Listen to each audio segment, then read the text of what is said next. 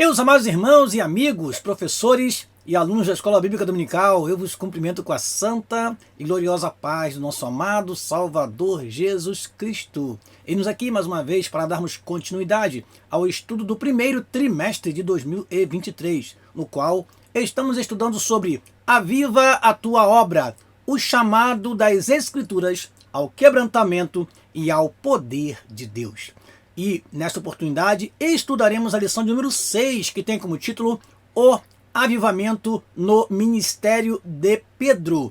Estamos estudando sobre o avivamento. Na semana passada, falamos sobre o avivamento na vida da igreja. E agora, dando continuidade a este estudo, falaremos sobre o que aconteceu na vida deste apóstolo que teve a sua vida completamente transformada após receber o batismo no Espírito Santo, após receber um verdadeiro avivamento. Não somente ele, mas toda a comunidade de cristãos que estavam reunidos no cenáculo naquele dia maravilhoso, 120 irmãos, foram cheios do Espírito Santo e começaram a falar em outras línguas. E assim começou a trajetória da igreja, debaixo do poder, debaixo da unção do Espírito Santo. Antes de prosseguir, eu quero agradecer a você que está nos acompanhando neste canal. Muito obrigado pela tua participação aqui comigo. Deixe o seu comentário e nós assim responderemos na medida do possível. E assim vamos prosseguir fazendo este trabalho que nós amamos, que é transmitir o conteúdo da Escola Bíblica Dominical, fazer nossos breves comentários, as nossas breves observações, trazer algum conteúdo adicional, alguma crítica quando acharmos necessário, mas sempre pautados no que a lição nos traz. Porque eu sei que você, meu querido professor e aluno, tem nas suas mãos a revista da Escola Dominical e vai usá-la no próximo domingo. Assim, não procuramos desviar muito do assunto da lição, porque este é o material que você tem em suas mãos. Para prosseguir, eu preciso primeiro fazer uma oração ao nosso Deus, pedindo para que Ele nos abençoe durante esta exposição bíblica. Oremos ao Senhor. Pai, no nome de Jesus te agradecemos a oportunidade que temos de mais uma vez, através deste canal, transmitir a teus filhos o conteúdo da lição que será estudado no próximo domingo. Que o teu Espírito possa nos direcionar em tudo que iremos falar e que eles possam aproveitar bem cada palavra. Assim oramos, no nome de Jesus.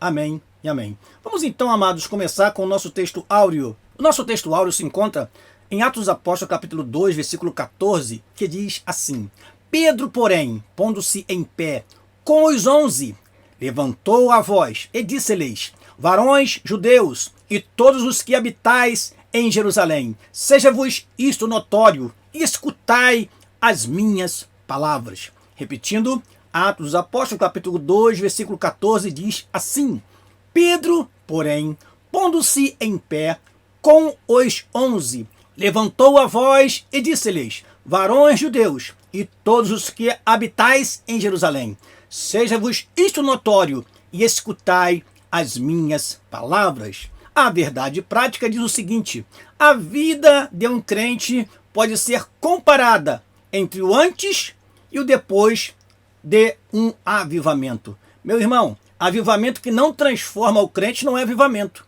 O avivamento verdadeiro muda o coração, a mente, a disposição, a expectativa do crente. O crente passa a viver uma vida fervorosa, uma vida de mais entrega, de mais dedicação. Foi isso que aconteceu com o apóstolo Pedro e deve acontecer com cada um de nós que recebemos o verdadeiro avivamento. Se isso não acontecer, é sinal que você se emocionou, é sinal que você se alegrou apenas, mas o Espírito Santo não te moldou e não te mudou como mudou o apóstolo Pedro, de um homem tão vacilante em um homem cheio da autoridade do Espírito Santo. Vamos à leitura bíblica em classe que se encontra em Atos dos Apóstolos, capítulo 2, versículo 14 a 24. Diz assim a palavra do Senhor: Pedro, porém, pondo-se em pé com os 11, levantou a voz e disse-lhes: Varões judeus e todos os que habitais em Jerusalém, seja-vos isto notório e escutai as minhas palavras. Estes homens não estão embriagados, como vós pensais, sendo esta a terceira hora do dia, mas isto é o que foi dito pelo profeta Joel. E nos últimos dias acontecerá, diz Deus, que do meu espírito derramarei sobre toda a carne, e os vossos filhos e as vossas filhas profetizarão, os vossos jovens terão visões e os vossos velhos sonharão sonhos. E farei aparecer prodígios em cima no céu e sinais embaixo na terra, sangue, fogo e vapor de fumaça. O sol se converterá em trevas e a lua em sangue, antes de chegar o grande e glorioso dia do Senhor. E acontecerá que todo aquele que invocar o nome do Senhor será salvo. Varões israelitas, escutai estas palavras. A Jesus Nazareno, varão aprovado por Deus entre vós com maravilhas, prodígios e sinais que Deus por ele fez no meio de vós, como vós mesmos bem sabeis. A este que vos foi entregue pelo determinado conselho e presciência de Deus, tomando-o vós, o crucificastes e matastes pelas mãos de injustos, ao qual Deus ressuscitou, soltas as ânsias da morte, pois não era possível que fosse retido por ela. Aleluia! Que ótimo testemunho e que ótima pregação de Pedro, que teve um glorioso resultado. Quase 3.000 almas se converteram com este simples sermão. Prossigamos. Vamos aos objetivos da nossa lição? Primeiro, destacar as características do apóstolo Pedro antes da experiência do Pentecostes. Você vai notar que a revista foi bastante sintética ao falar de Pedro antes do Pentecoste. Pedro é um apóstolo que teve várias experiências durante o ministério do Senhor Jesus Cristo. A nossa revista destacou apenas algumas para mostrar o que ele era antes e depois para mostrar o que ele se tornou depois do Pentecoste. Mas você, caro professor, você pode explorar um pouquinho mais e observar a chamada de Pedro. Pedro, que foi um dos primeiros a seguir ao Senhor Jesus Cristo junto com André, seu irmão. Pedro, que teve experiências maravilhosas no Monte da Transfiguração. Pedro, que teve experiências maravilhosas ao andar sobre o mar. Pedro, que teve experiências maravilhosas, como por exemplo, falar que somente o Senhor Jesus Cristo tinha as palavras da vida eterna. Para quem iremos nós, disse Pedro. Senhor, só tu tens as palavras da vida eterna. Então Pedro é um personagem que tem uma trajetória marcante no texto sagrado. Por exemplo, esta revista não vai abordar esse assunto, mas o Pedro, após a ressurreição de Jesus, quando ele vai pescar, em João capítulo 21, nós vemos lá Pedro levando os discípulos para uma pescaria quando ele já tinha largado as redes e voltou então a pescar. Ele disse, vou pescar, e os outros discípulos falaram, vou também. Isso mostra que Pedro era um líder entre os apóstolos. Foi isso que o Senhor usou, a sua capacidade, o seu temperamento para fazer dele um apóstolo exemplar, que deixou para nós grandes e poderosos ensinamentos. Cuidado também ao falar sobre Pedro para você não se perder e não sair do foco da lição, que é falar sobre o avivamento no ministério de Pedro. Assim, vamos falar sobre o segundo objetivo da nossa lição, compreender o impacto do batismo no Espírito Santo no caráter do apóstolo Pedro. E por último, nós vemos esse tópico como um tópico aplicativo, porque fala diretamente para a igreja. Os dois primeiros tópicos abordam a vida de Pedro, mas o último tópico fala da vida da igreja, da necessidade que temos de continuar buscando a experiência do batismo no Espírito Santo. Vamos ler? Assim diz o terceiro objetivo, ressaltar a importância do avivamento espiritual para a igreja dos dias atuais, mediante a experiência do batismo no Espírito Santo. Vamos então à nossa introdução.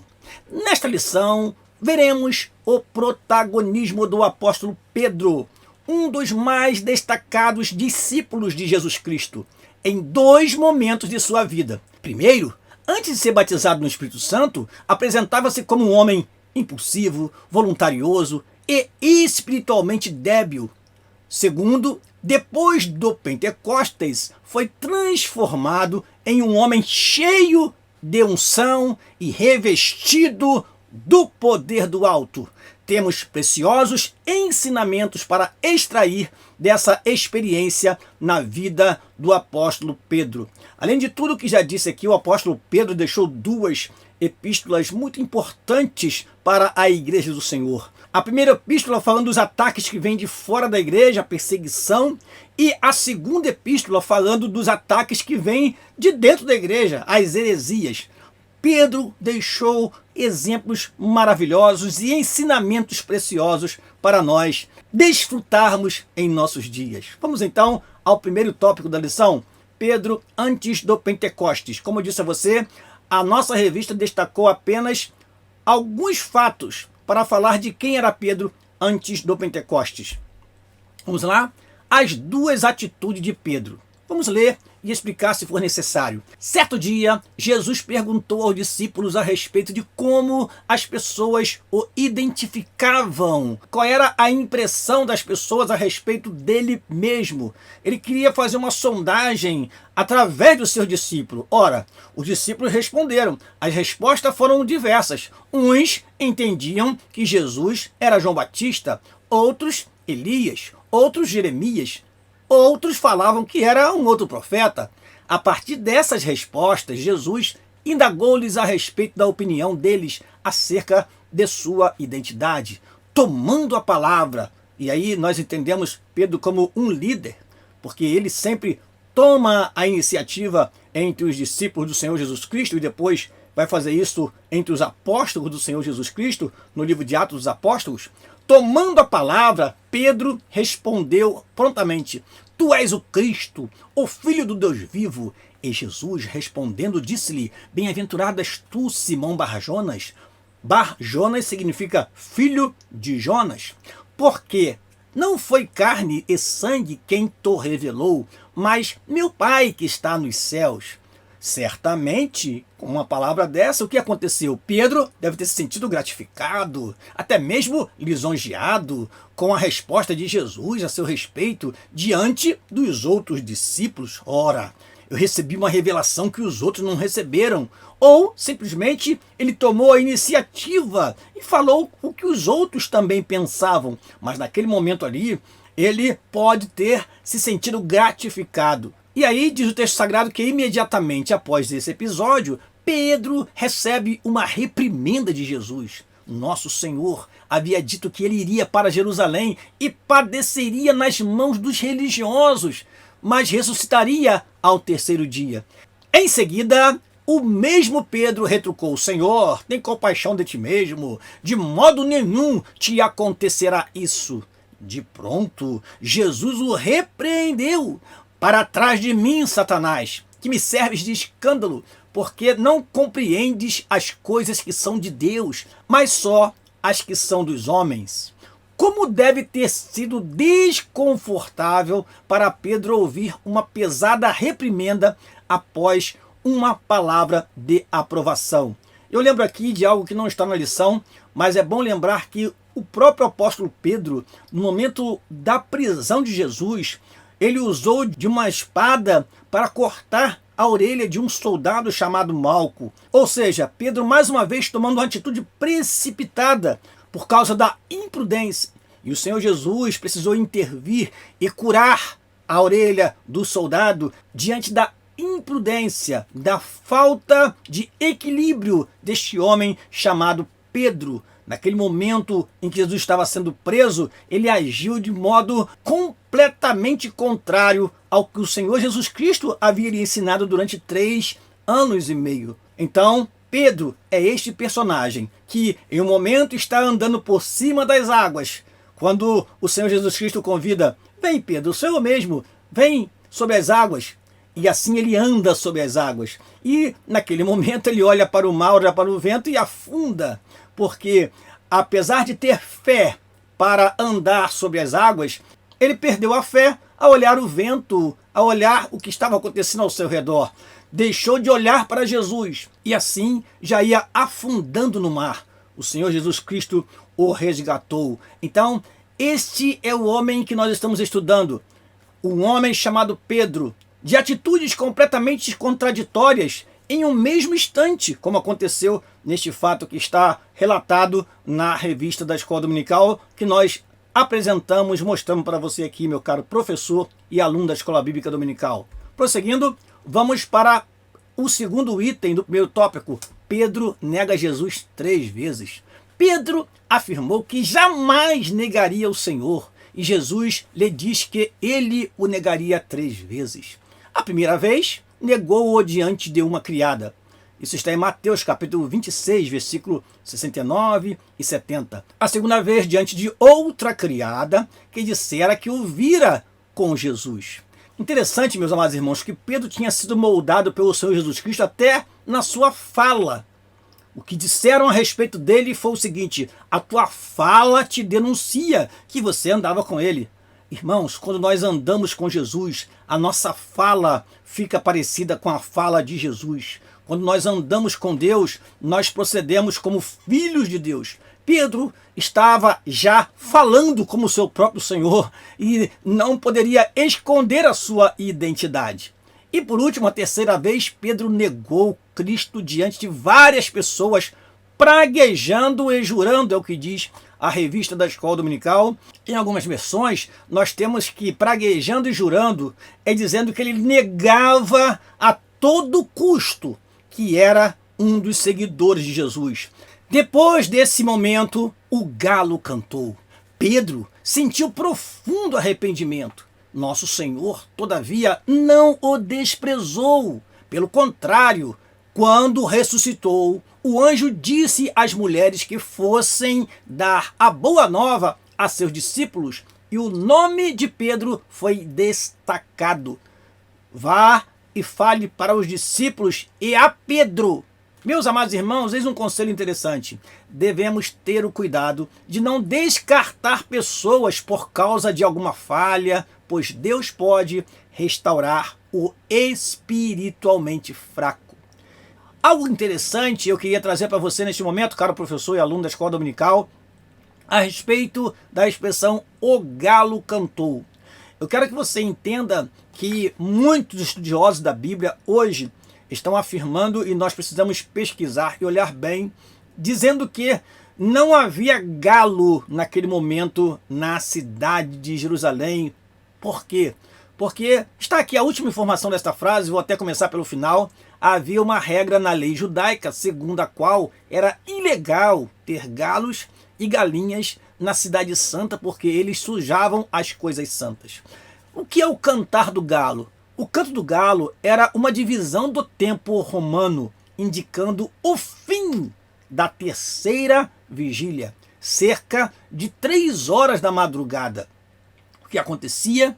Acontecia uma troca de turno e neste momento era tocada uma trombeta.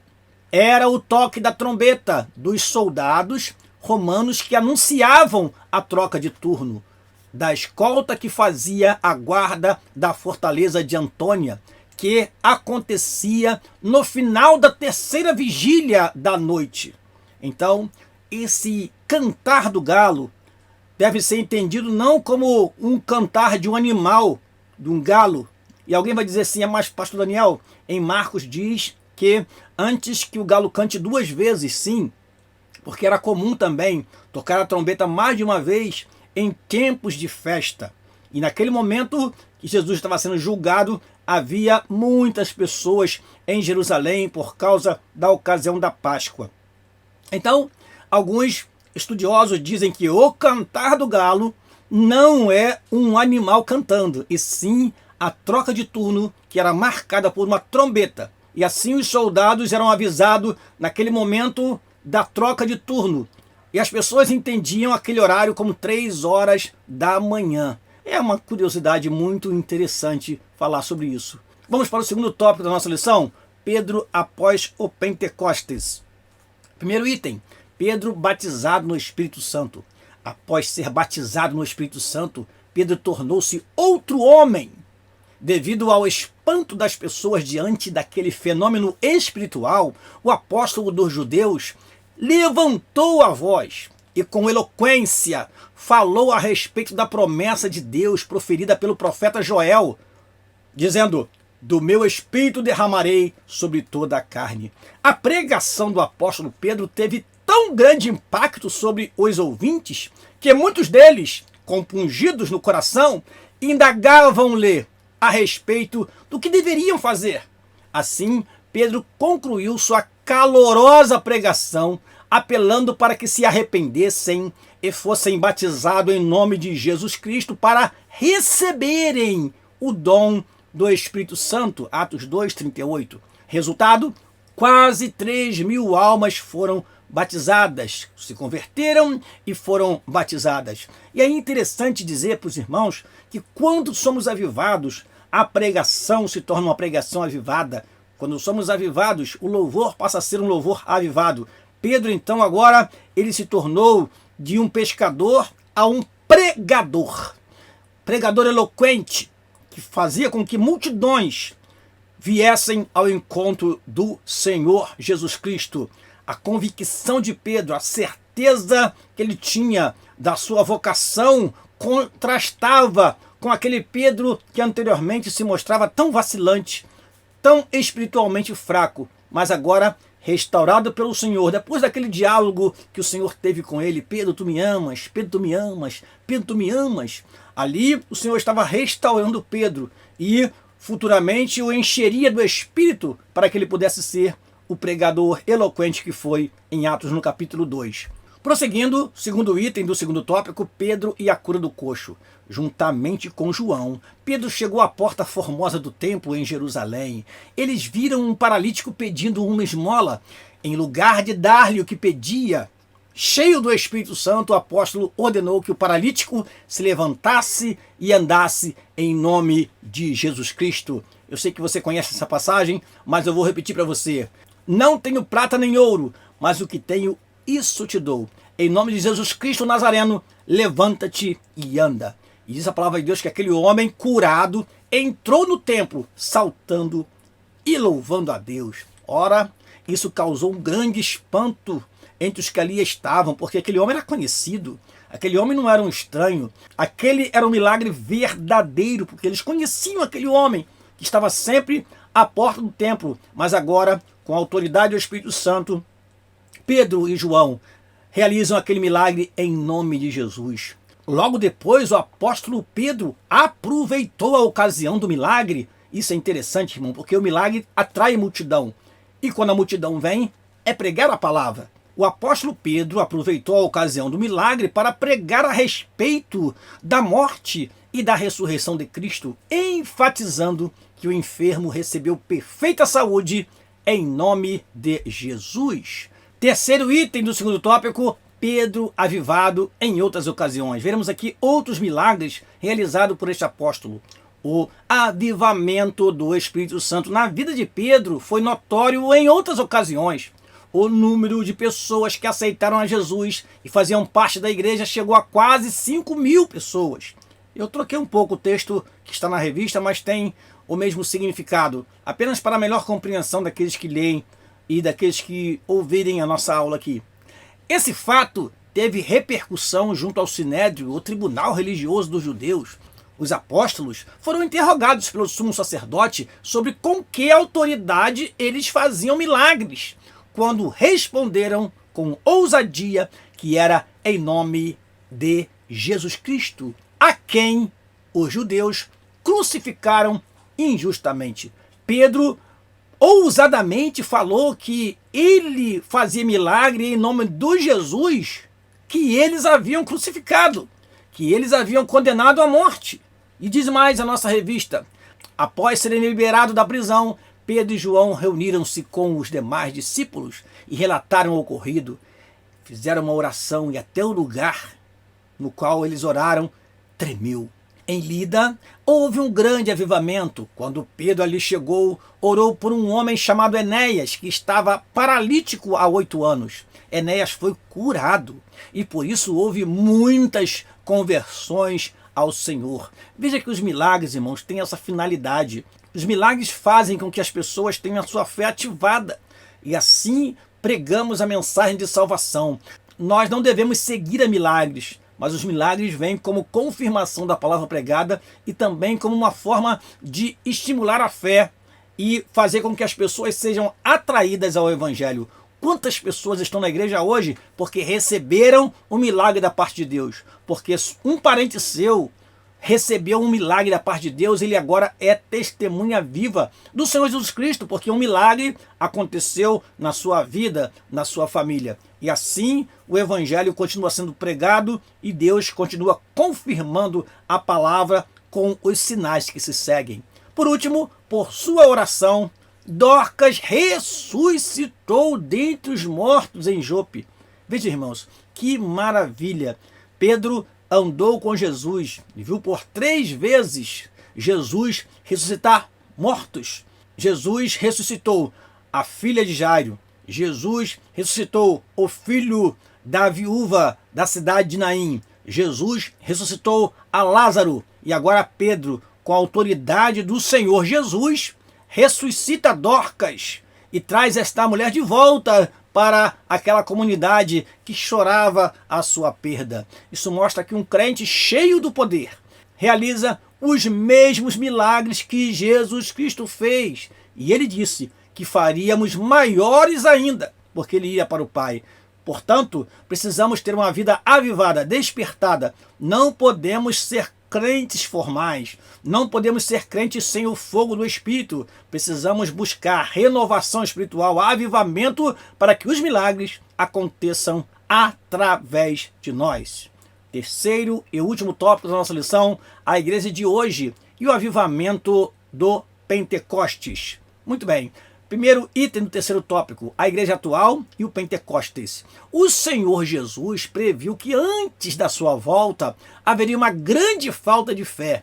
Olha, irmãos, chega a ter esta expressão na Bíblia assim: quando, porém, vier o Filho do Homem, porventura achará fé na terra? E realmente, vivemos um tempo em que a fé está em baixa. Vivemos um tempo em que até mesmo os cristãos não estão acreditando mais no impossível, não estão acreditando mais nas curas, não acreditam mais nem na volta do Senhor Jesus Cristo. Há ensinadores que estão encontrando um jeitinho na doutrina para dizer que o arrebatamento nem vai acontecer mais.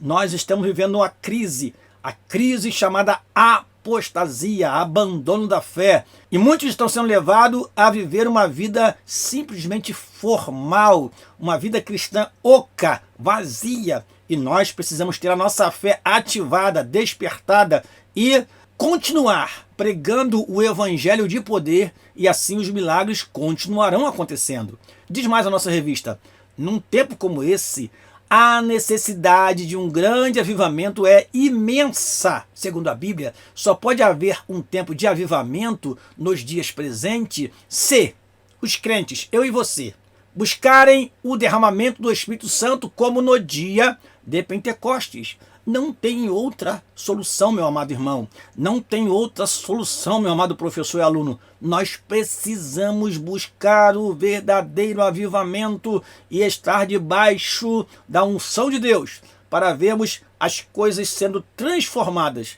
e nós também sendo transformados de glória em glória, para que assim o evangelho aconteça de forma plena em nossos cultos, em nossas reuniões, em nossos ministérios. Segundo item do terceiro tópico, tempo de multiplicação da iniquidade. É o segundo item do terceiro tópico. Jesus alertou aos discípulos para as principais características dos fins dos tempos. Será uma época marcada pela multiplicação da iniquidade e o esfriamento do amor. Entretanto, o Senhor Jesus também previu um sinal altamente positivo a respeito da pregação do evangelho por todo o mundo. Nesse sentido, para pregar o evangelho nesses tempos trabalhosos, como o apóstolo Paulo escreveu a Timóteo, a igreja deve estar avivada da mesma maneira que o apóstolo Pedro estava quando desempenhou seu ministério em Atos. Precisamos buscar o verdadeiro avivamento e não se importar com a iniquidade, com o esfriamento do amor. Ainda que alguém não queira crer, nós continuamos crendo. Ainda que alguém não queira orar, nós queremos orar e buscar o Senhor, e certamente a chama espiritual não se apagará da nossa vida. Há um momento de multiplicação da iniquidade, que misturado com a multiplicação da ciência, causa o que nós chamamos de um crescimento exponencial do pecado. E aí nós precisamos então tomar cuidado e vigiar, estar atento e orar ao Senhor, pedir a Ele que nos proteja e nos dê ainda um avivamento que nos desperte e nos impulsione na direção das almas que estão precisando da salvação em Cristo Jesus. Terceiro e último item do terceiro e último tópico, a parábola das 10 virgens. Eu te peço que você preste bastante atenção nos comentários que faremos nessa parte da lição. Vamos lá. O nosso comentarista usa a parábola das 10 virgens para falar que a igreja será arrebatada. É o terceiro item do terceiro tópico. Mas vamos com cuidado, porque essa parábola ela carece de uma interpretação bem adequada para nós não nos confundirmos. E eu vou mostrar a você por causa de que estou falando isso. Muito bem. A parábola das 10 virgens, mais especialmente as 5 prudentes, traz a imagem de uma igreja santa, consagrada a Deus, ungida pelo Espírito Santo. Você deve se lembrar que 5 virgens eram prudentes e 5 eram loucas. Qual era a diferença entre elas? As prudentes levaram azeite consigo e as loucas não levaram azeite consigo, ou seja, não tinha reserva. E o que faziam essas virgens? Na realidade, elas faziam parte de um cortejo e elas ficavam na estrada, no caminho por onde o noivo passava. E com as suas lamparinas acesas, elas acompanhariam o noivo e entrariam então nas bodas. Ora, as prudentes tinham azeite consigo e aconteceu que todas adormeceram. E, de repente, houve aquela voz: aí vem o esposo, saí ao encontro. Ora, aquelas que eram loucas não tinham azeite consigo, as suas lamparinas se apagavam. Então, elas pediram azeite às prudentes. E as prudentes disseram: não, pode ser que falte a nós e a vós, e de comprar. E, com a ida das loucas para comprar azeite, as prudentes entraram nas bodas. E a porta se fechou. E então vieram as loucas depois, pedindo para que o Senhor abrisse, mas elas não participaram das bodas, porque elas não tinham levado azeite consigo. Isso foi um ato de imprudência. Isso foi um ato de pessoas que não são vigilantes, que não são previdentes. Ora, meus amados irmãos, o que aconteceu ali? O noivo, então, não permitiu que as loucas, apesar de serem virgens, entrassem nas bodas. E assim a revista fala: é a igreja que subirá na ocasião do arrebatamento. Sim. Que igreja é essa? Uma igreja vigilante, uma igreja que tem azeite consigo, uma igreja que não tem falta de azeite. E o azeite nós sempre usamos como o Espírito Santo nas nossas vidas. A nossa revista termina dizendo o seguinte: como o apóstolo Pedro, que anelava pela vinda do Senhor de maneira avivada, isso vemos nas suas epístolas, estejamos também avivados e preparados para ouvir o toque da trombeta por ocasião do arrebatamento da igreja. Agora, tome cuidado com a interpretação da parábola das 10 virgens, porque o grande ensino da parábola é a vigilância. Nós precisamos ser vigilantes, precisamos ser prudentes, precisamos ser previdentes. Precisamos então estar sempre com a nossa chama acesa, porque aí, vindo o noivo, nós entramos nas bodas com ele. Agora, tomemos cuidado para não casarmos o noivo com as 5 virgens. Não, a Bíblia não está falando aqui de uma poligamia. Não, senhores. Aqui nós temos o quê? Virgens que faziam parte de um cortejo e que entrariam nas bodas para participar da festa do casamento. Note que a noiva não é citada no texto. Por isso nós entendemos que nós, a Igreja do Senhor, faremos parte da grande festa da restauração da nação de Israel espiritualmente, e assim participaremos das bodas, participaremos desta grande festa. Mas as 5 virgens, elas participaram, não se casaram com o noivo. Tome cuidado, irmãos, para não forçar a interpretação bíblica. As 5 virgens faziam parte de um cortejo e não foram para se casar com o noivo. Amém? Então tome cuidado com a interpretação para que você não acabe dizendo que a Bíblia está aí apoiando a poligamia. A noiva não é citada, o noivo sim. E as virgens que faziam parte do cortejo, elas deviam ser prudentes, assim como nós. Não sabemos a que hora que o Senhor virá. Precisamos ter as nossas lamparinas acesas e ainda ter reserva de azeite, porque tardando do noivo, nós ainda temos reserva conosco. Amém? Vamos à nossa conclusão. O ministério do apóstolo Pedro mudou completamente após ser revestido do poder de Deus. Antes do Pentecostes, ele não tinha firmeza, era precipitado e voluntarioso. Mas depois passou a existir um Pedro cheio da graça de Deus, de unção, de sabedoria e de poder para cumprir a missão confiada por Jesus aos discípulos. Sem dúvida, o apóstolo Pedro é um modelo de vida e de ministério avivado sob o poder do Espírito Santo. Amém! Eu termino esta aula convidando você para a próxima lição, a lição número 7. Não perca a próxima lição. Estaremos falando sobre Estevão, um mártir avivado. E eu agradeço você que está conosco até o final desta aula. Que Deus possa abençoar você, meu caro professor e aluno. Que esta lição possa servir de ânimo, de encorajamento para você ministrar uma aula cheia da graça e da unção do Espírito Santo. A eloquência que nós estamos colocando nesta aula é porque esse tema pede isto. Você, quando for lecionar, você não vai pregar para os seus alunos, mas não fale de avivamento sem um estímulo, sem uma alegria no seu rosto, sem ser contagiante em sua fala, porque falar de avivamento traz avivamento. E que você possa ser usado por Deus no próximo domingo. Assim eu peço que o Senhor te abençoe, caro professor, e me despeço com a graça e a paz do nosso amado Salvador Jesus Cristo. Deus te abençoe. Aqui se despede seu amigo pastor Daniel Rosa Dutra. Amém e amém.